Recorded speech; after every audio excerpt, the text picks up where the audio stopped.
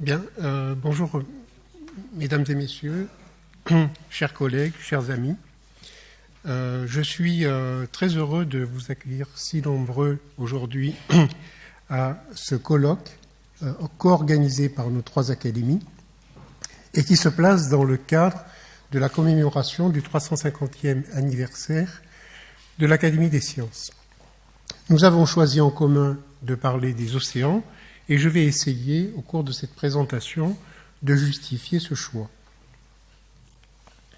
Alors, quelques chiffres d'abord, à savoir que les océans représentent 70% de la surface de la planète, que 80% de la vie s'y trouve, que les océans sont un poumon essentiel à la Terre, puisque grâce à l'activité photosynthétique du phytoplancton, les océans fournissent la moitié de l'oxygène de la planète et, en même temps, consomment de grandes quantités de CO2, un puissant gaz à effet de serre.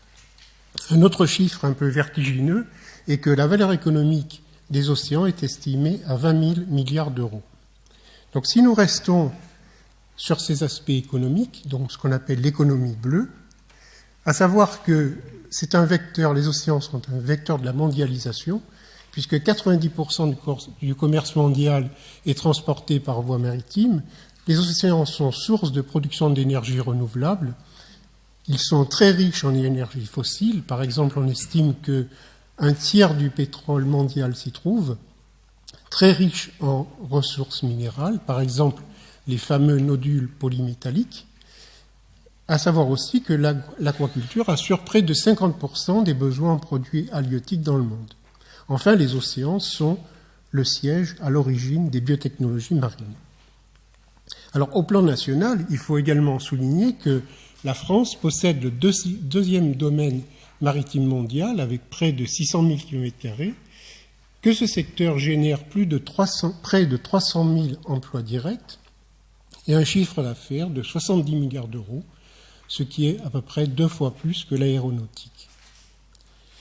Alors, il n'y a pas que les aspects économiques qui soient importants, les océans sont également un sujet de recherche formidable et qui passionne la communauté scientifique. J'ai relevé ici les publications dans une base de données, les publications sur les océans au cours des 15 dernières années, donc entre 2000 et 2015. Vous voyez donc que plus de 300 000 articles ont été publiés, c'est considérable, avec une progression forte au cours des 15 dernières années, un quasi-triplement du nombre de publications entre 2000 et 2015. Si l'on suit la production scientifique française, eh bien, on voit à peu près la même tendance.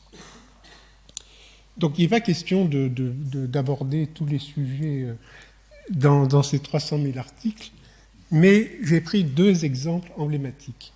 Donc, le premier, c'est l'expédition Tara-Océan,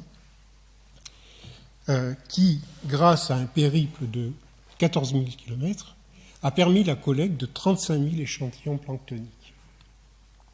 Et ces échantillons sont soumis à différents types d'analyses, dont des analyses de métagénomique, ce qui va permettre de bien comprendre la biodiversité marine. C'est vraiment pour la première fois qu'on aborde un programme de génomique à cette échelle, comprendre la biogéographie des organismes marins, la structure des écosystèmes, et également l'impact du phytoplancton ou du plancton sur le climat et réciproquement. Le deuxième exemple que je voulais citer concerne donc le Centre européen de ressources biologiques marines.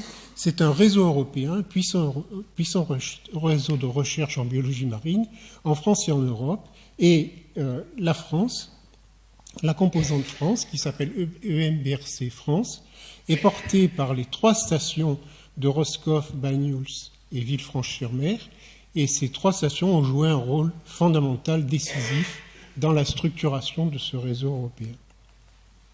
Alors, on va aborder au cours de ce colloque ces différents aspects sous forme de 7 exposés. Un premier exposé portera sur l'océan au sein du système Terre, principalement sur des questions de climat. Ensuite, nous aurons 2 exposés sur l'origine et l'évolution de la vie, l'un sur les lignées végétales et l'autre sur les lignées animales. Nous parlerons des enjeux de la conservation de la biodiversité marine, notamment dans un contexte de développement durable. Nous aborderons la question de l'aquaculture, de l'empreinte maritime de la France, et enfin, nous parlerons des enjeux et des principaux résultats des biotechnologies marines. Enfin, nous aurons une discussion générale et une conclusion. Avant de conclure, je voudrais adresser mes remerciements à la station biologique de Roscoff, parce que nous avons eu quelques petits, pas soucis, mais bon, péripéties de dernière minute dans l'organisation du colloque, et grâce à ces personnes, tout a pu se régler parfaitement. Je voudrais également adresser des remerciements à la cellule logistique de l'Académie des sciences, sans laquelle l'organisation de ce colloque n'aurait pu voir le jour. Enfin, je voudrais vous remercier de votre attention, et je ne résiste pas au plaisir de vous convier à une promenade en mer à bord du Belém.